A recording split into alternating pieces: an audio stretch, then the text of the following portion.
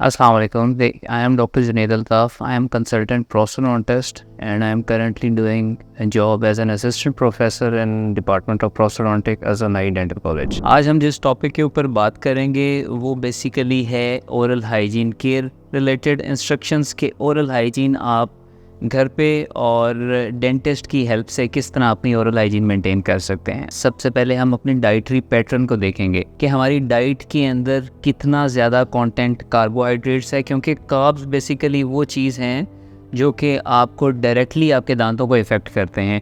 तो आपकी डाइट के अंदर कार्ब्स होने ज़रूर चाहिए। एक तो हेल्दी कार्बोहाइड्रेट्स होने चाहिए, प्लस ये है कि वो उसकी कंजप्शन ऐसे टाइम के ऊपर हो जो कि आप क्लियर कर सकें। नाउ द सेकंड इज़, जो सेकंड पार्ट है कि आप घर के ऊपर अपनी ओरल हाइजीन को किस तरह से मेंटेन कर सकते हैं। जो सबसे इफ़ेक्टिव वे है वो ब्रशिंग है, और ब्रशिंग के अंदर एक ब्रशिंग टेक्निक है, एक ब्रशिंग की टाइमिंग है।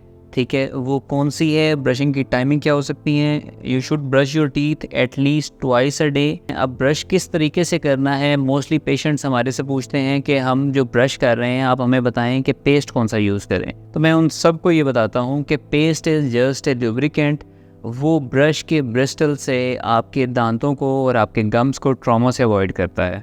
तो ब्रशिंग आपने या तो सर्कुलर मोशन में करनी है, और या फिर आपने ब्रशिंग दोनों जॉज को अलग-अलग से from gum to tooth move करना है, ब्रिस्टल्स को गम टू टूथ।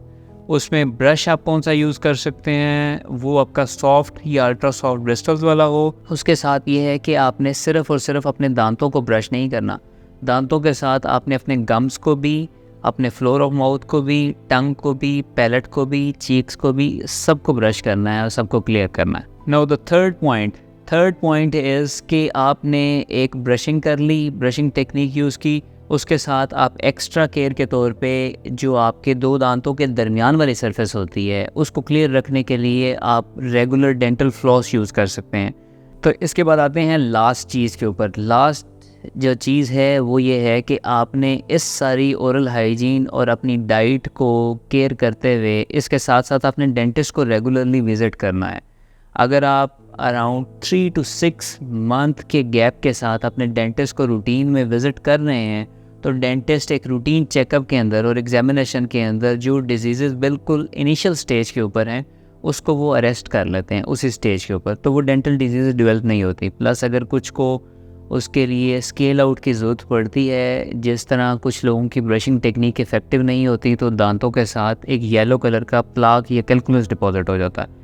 तो वो अगर क्लियर होता रहता है with the gap of every 3 to 6 month, तो उसके बाद डेंटल डिजीज़ डेवलप होने के चांसेस बिल्कुल मिनिमम हो जाते हैं। ठीक है, तो इन सब डिजीज़ को अरेस्ट करने के लिए आप अपने किसी भी करीबी डेंटिस्ट को विज़िट कर सकते हैं। मेरा अपना सेटअप है, मैं शाम को इवनिंग प्रैक्टिस करता हूँ फेज़ 5 DHA के अंदर टूथ केयर के नाम से, तो आप इधर भी विज़िट कर सकते हैं।